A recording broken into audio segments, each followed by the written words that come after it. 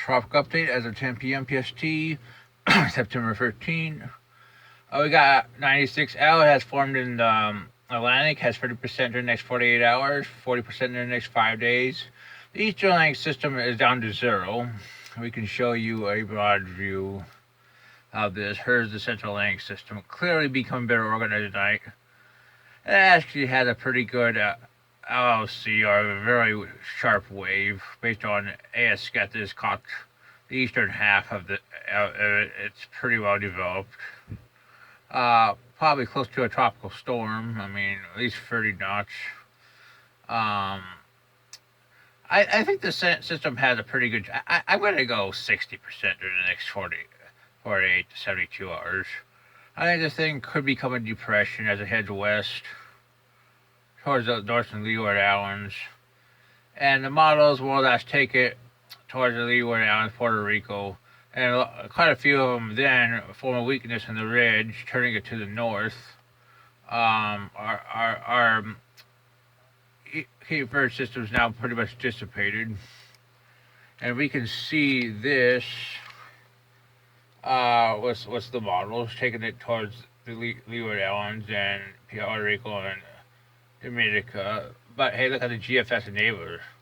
Clearly, a lot of the stronger models drive it northward. So I think that's most likely as of this moment. GFS operational doesn't even develop it. ECMWS has backed off.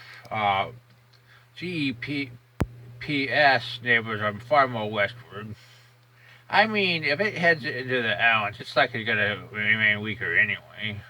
Less than a chance of getting pulled to the north. And when I looked at the CMC earlier, and it showed it making it into the Gulf and finally developing there. So if it stays weak, moves through the islands, I mean, and gets in the Gulf, that could be interesting too. And I think that's definitely possible. Intensity models take it up to tropical storm in the next 48 hours. Here's the GFS at 24. 48. Doesn't really develop it. I mean, it keeps it very weak moving into the islands. Here's our system in the East Pacific. We got another system. I mean, I think it has been a depression for the last few days. A small system, 94E, clearly LSC convection.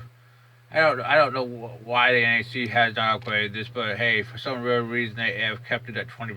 I think it's a depression. Our other system is a broad area of low pressure that will form in the next 2 to 3 days. Mexico has 30% in the next 48 hours, 80% in the next 5 days. It's probably down in here.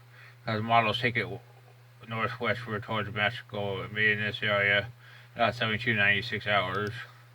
And here it is in 72 hours, 96 hours, 120 hours. I mean, clearly a very strong tropical storm. Well, it shows our system is a wave. Clearly a wave. ECMWF for 90 hours has really backed off. I mean, CMC, this model was 1,008 for 84 hours. 1,007 for 108 hours. 1,005 for 132 hours. 994 for our East Pacific borderline hurricane, I guess. Most likely. 1,001 by 156 hours. Look at this, 993 by 180 hours. So, this is the thing. If it stays weak all over the Leeward Islands, there's a chance that it could slip under any weakness and get in the Gulf and then strengthen. Which, right now, I think is probably about a 40% chance. Well, heading north and being another Earl, it probably has about a 60% chance. So we'll have to see what happens. Um, let's look at Icon. Icon is slightly stronger earlier, and it's further north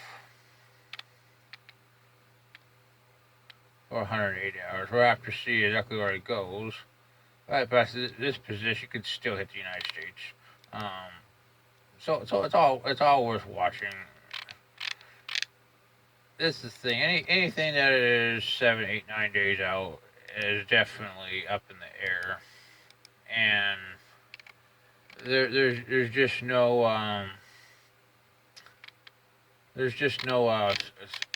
Satan for certainty where it will go. But if I had to bet, I mean, I'd watch from North Carolina to literally all the Gulf Coast, probably east of central Louisiana, for a tropical cyclone hit in the next 10 days. But I'd favor the odds probably do favor at recurving if it gains strength. So we'll have to see. That's your tropical update.